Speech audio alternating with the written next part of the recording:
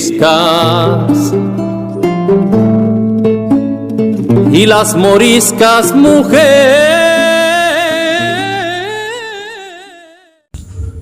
Assalamualaikum warahmatullahi wabarakatuh. Saya Yudi Pramuko, tukang donat dari para youtuber tertua di semesta. Saya bacakan ini ya, perkembangan yang paling baru tentang gugatan presidential threshold yang 20% itu ditolak oleh Mahkamah Agung dan bikin Rizal Ramli itu berang ya, marah besar dia, karena di situ akarnya itu, di situ peraturan itulah yang undang-undang tentang 20% yang disyaratkan untuk mencalonkan diri jadi presiden itu menutup ya, calon-calon terbaik untuk menjadi pemimpin bangsa. Paling enggak jadi akhirnya tetap ada 2 calon lah paling banyak itu ya, karena harus didukung oleh 20% ya suara, 20% ini kursi di parlemen ya. Ya, kita baca dulu ya di kumparan beritanya nih, masih hangat 17 Januari 2021 jam 11.58 ya, hari Ahad ya. Ex-Menko, Menteri Koordinator Maritim, sorry ada suara dangdut ya di kejauhan, maklum di kampung.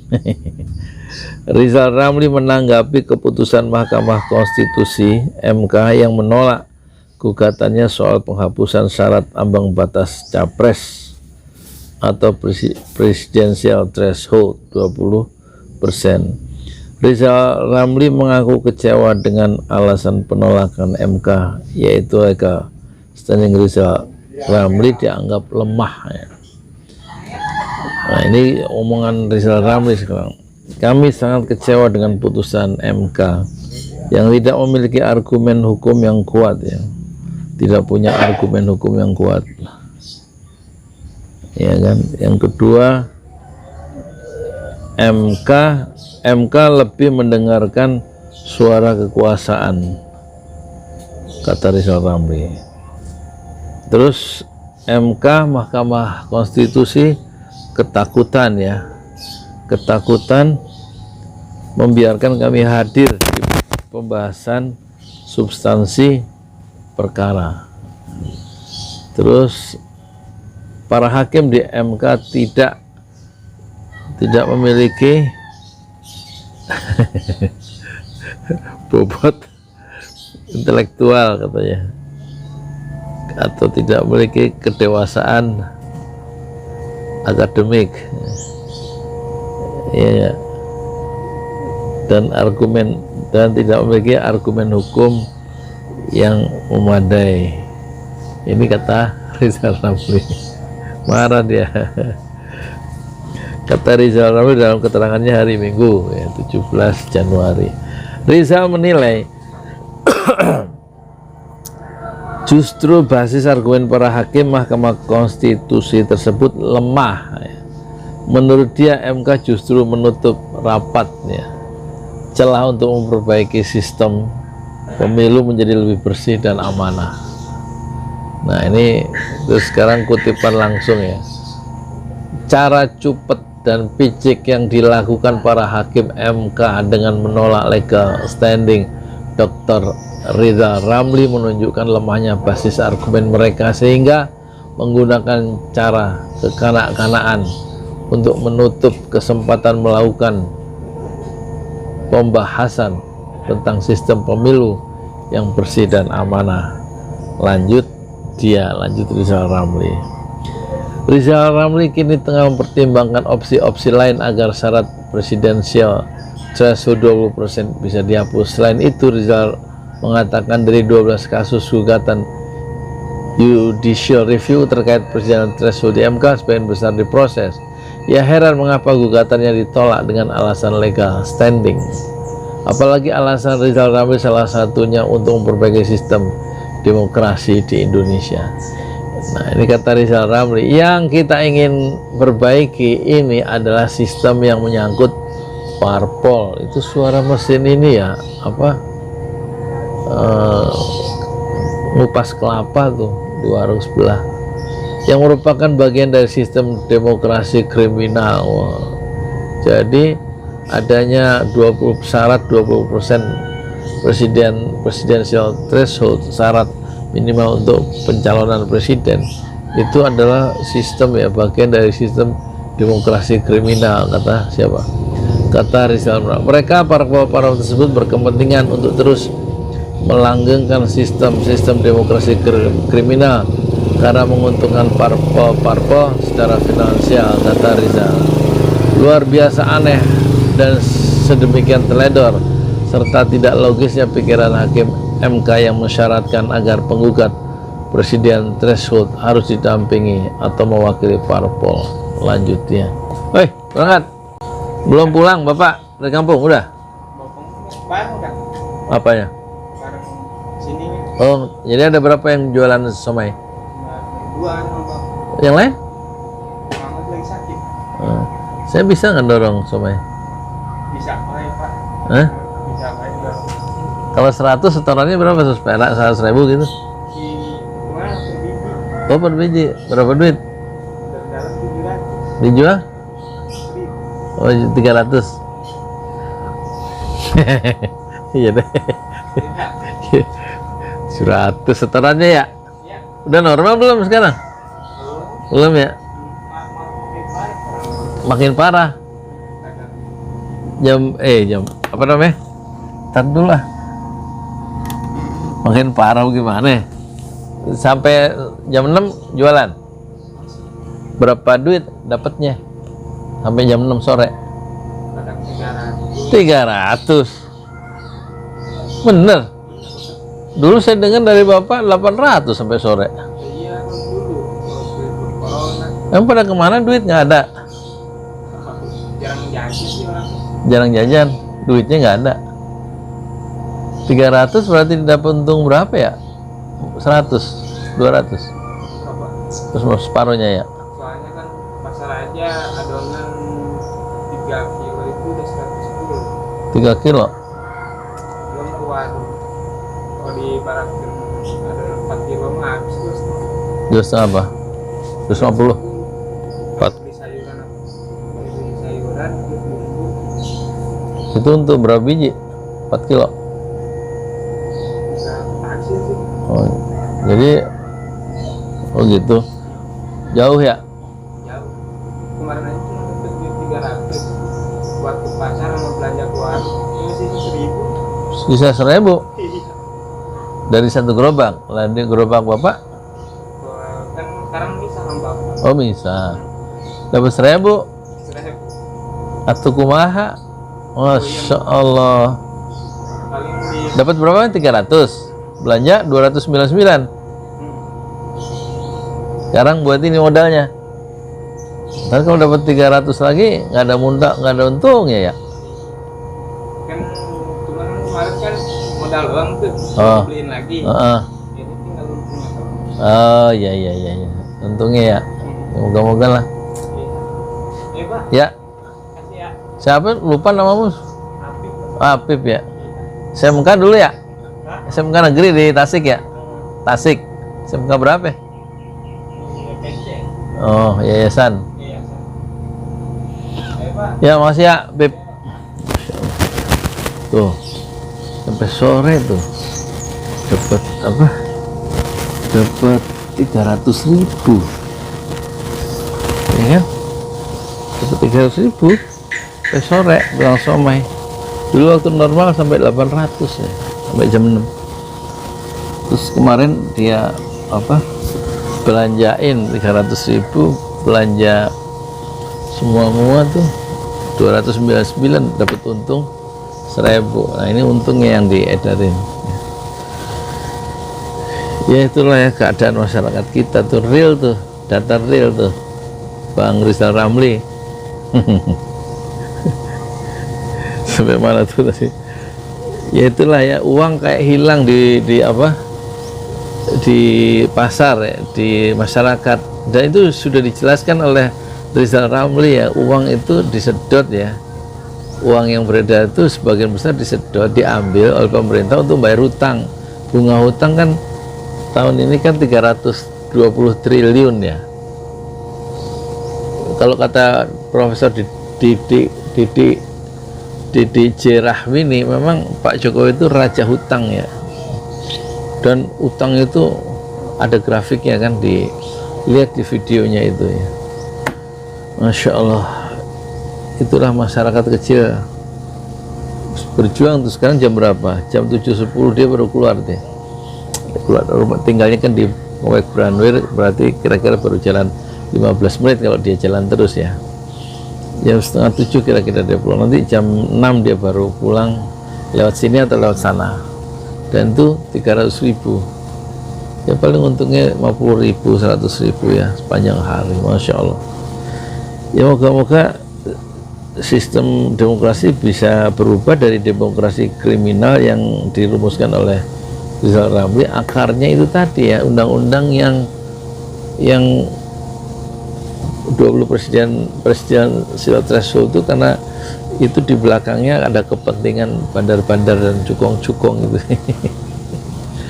yang mengendalikan ya sistem politik dan ekonomi Indonesia, karena ada oligarki politik yang menguasai semuanya ya kan, sekelompok orang yang punya uang banyak dan bisa menentukan apa, ini yang jadi kepala desa, ini bukan kepala desa, ini yang jadi presiden, ini yang bisa jadi menteri, ini yang bisa menteri, iya, ini yang bisa jadi menteri, ini yang bisa jadi kepala desa. Semuanya dibiayai dan nanti semuanya mengabdi kepada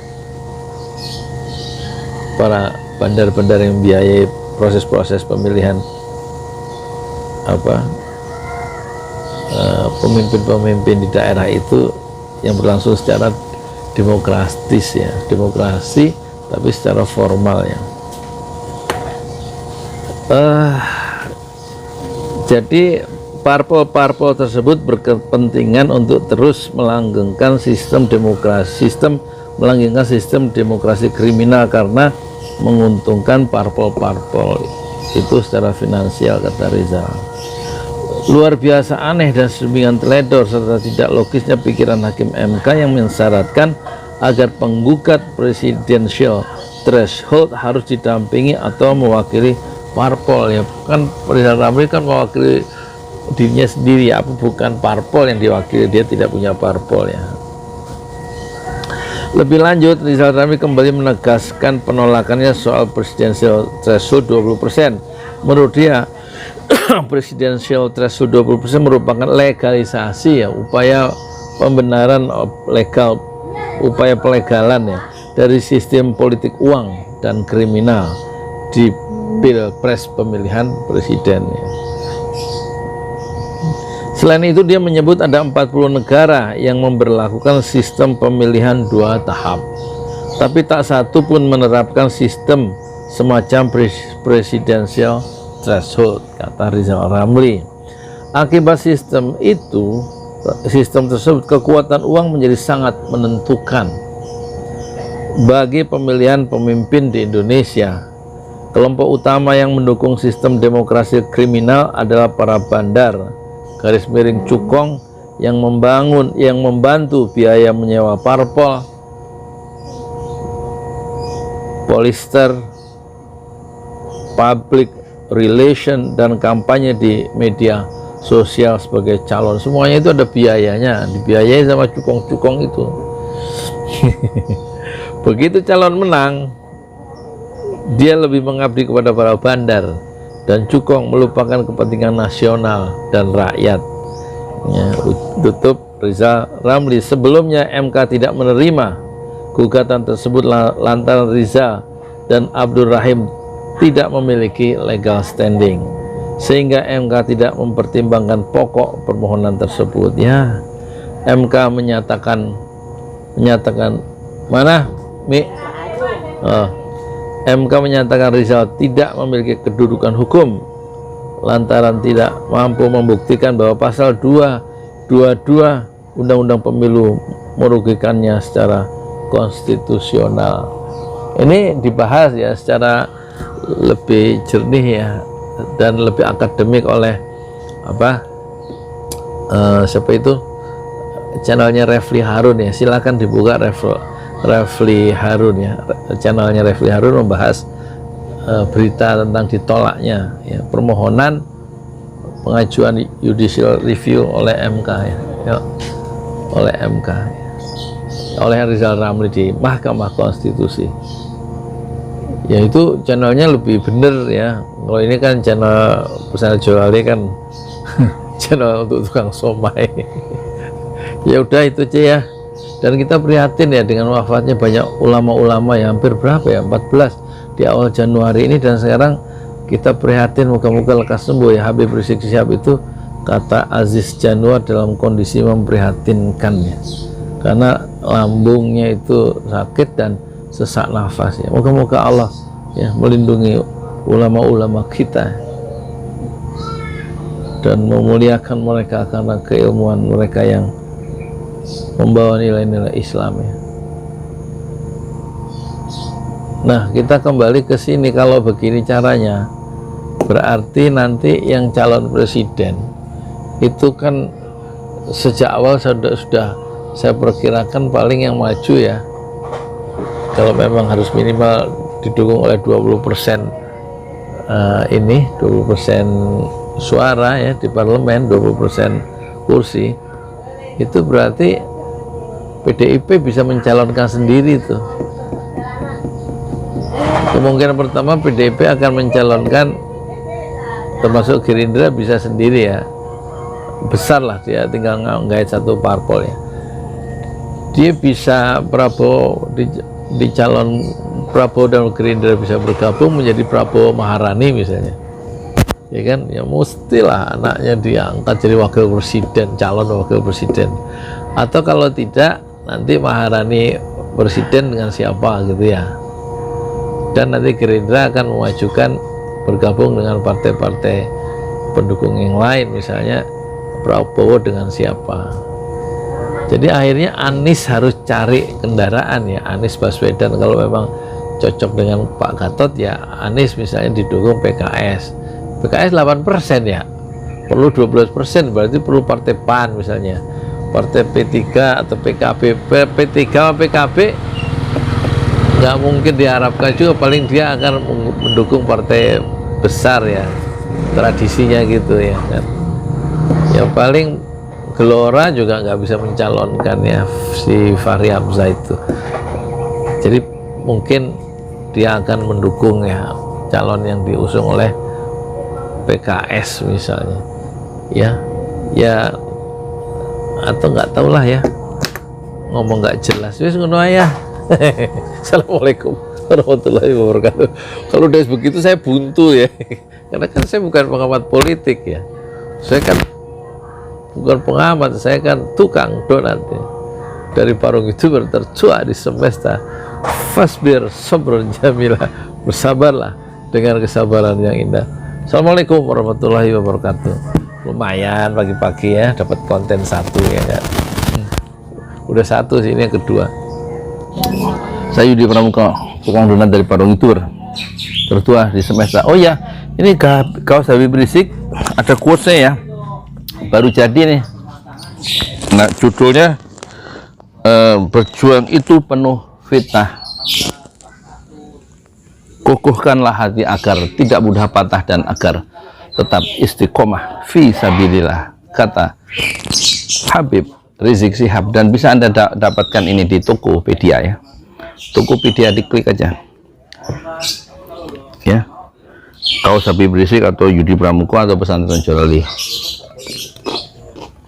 Dek, ngeklik di Tokopedia, ngeklik apa? Yudi Pramuka, bukan Pesantren Jolali. Ininya? Ada di deskripsi di bawah. Oh iya, nanti linknya ada di deskripsi di bawah ya, linknya. 50.000 kan harganya 200.000, yang 75.000 untuk membangun masjid syuhada atau masjid 6 syuhada, yang 75.000 untuk ongkos produksi dan fee marketing, dan 50.000 untuk ongkos kirim ke seluruh Indonesia, average rata-rata. Terima kasih.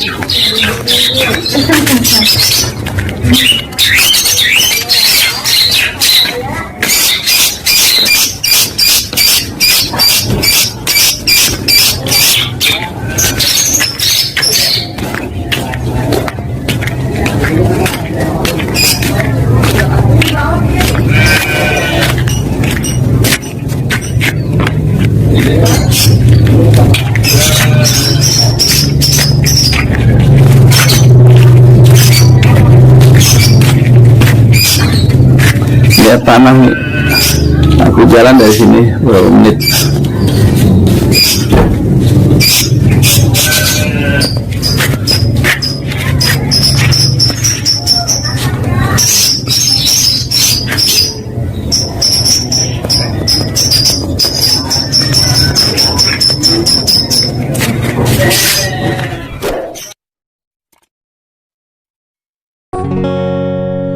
Demi nambah cinta telah ku persembahkan hatiku hanya untukmu. Telah ku jaga kejujuran dalam setiap nafasku. Karena demi cinta telah ku relakan kecewaku atas singkar